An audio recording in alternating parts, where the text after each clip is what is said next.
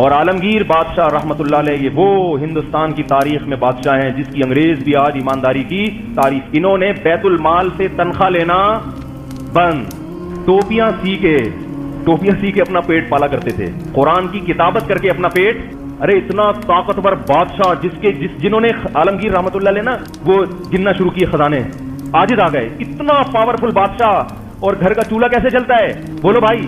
ایک عالمگیر جو خود کھاتے تھے نا ابلے ہوئے چاول اور دال، وہ ملازمین شاہی خاندان کے جو ملازمین تھے وہ بھی وہی کھایا کرتے تھے. ایک دفعہ ایک شاہی جو محل کا ملازم تھا اس نے وہ دال اور پتہ نہیں ٹھیکے سے چاول کھائے نا تو اس کو غصہ آ گیا کہ میں حکومت کا اتنے بڑے منصب پہ آدمی اور مجھے کھلایا کیا جا رہا ہے. غضبناک ہو گیا اور عالمگیر رحمت اللہ علیہ کے پاس لے کر آیا وہ کھانا اور احتجاج کیا کہ میں آج کے بعد یہ کھانا، بھائی جو صدر کے ساتھ بیٹھتا ہے اس کو بھی تو کچھ اثرات آنے چاہیے نا، یہ کھانا تو بادشاہ کے ملازمین کا تھوڑی ہے.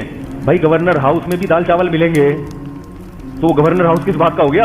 تو ایک ملازم آیا کھانا لے کے کہ یہ کھانا میرے حلق میں نہیں اتر رہا.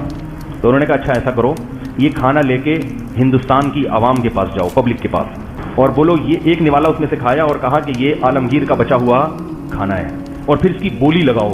ٹھیک ہے، یہ وہ کھانا ہے جو عالمگیر کے محل میں کھایا جاتا ہے، اس کی بولی لگاؤ. کروڑوں روپے میں وہ کھانا بکا ہے. اس نے کہا میں یہ سوکھا کھانا کھا کے لوگوں کے دلوں پہ حکومت کر رہا ہوں.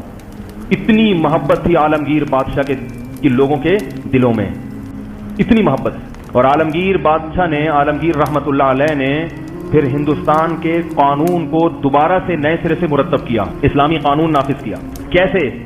پورے بر صغیر سے اس نے چوٹی کے 500 علماء جمع کیے، بڑے بڑے علماء، اور ان سے کہا کہ ہندوستان کا جو آئین ہے، قانون ہے، نئے سرے سے دوبارہ مرتب کریں. اس میں بہت سی گڑبڑیں شامل ہو گئی تھی، بہت ساری چیزیں غلط ہو گئی تھی. 500 علماء نے کئی مہینے کی محنت کے بعد ایک قانون تیار کیا جس کو فتاوی عالمگیریہ کہا جاتا ہے، جس پہ آج آپ کو فیس بک اور واٹس ایپ پہ جس کے خلاف پوسٹیں صبح شام بولو بھائی ملیں گی. یہ 400-300 سال ہندوستان کا قانون رہا ہے. 500 علماء کے اتفاق سے ایک فتاوی تیار کیے گئے، وہ لا کی شکل میں ہندوستان کی عدالتوں میں نافذ کر دیا گیا.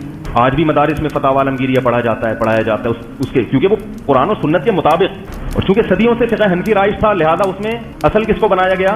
فقہ حنفی کو. پورے بر صغیر میں انہوں نے نافذ کر دیا اور فرقواریت اور اختلافات ختم. شیعوں کو اجازت دی کہ آپ امام بارگاہ میں جا سکتے ہو، جس کا جو مذہب ہے اس کو کوئی زبردستی نہیں ہے، لیکن لا کیا ہوگا؟ لا تو ایک ہی ہوتا ہے نا.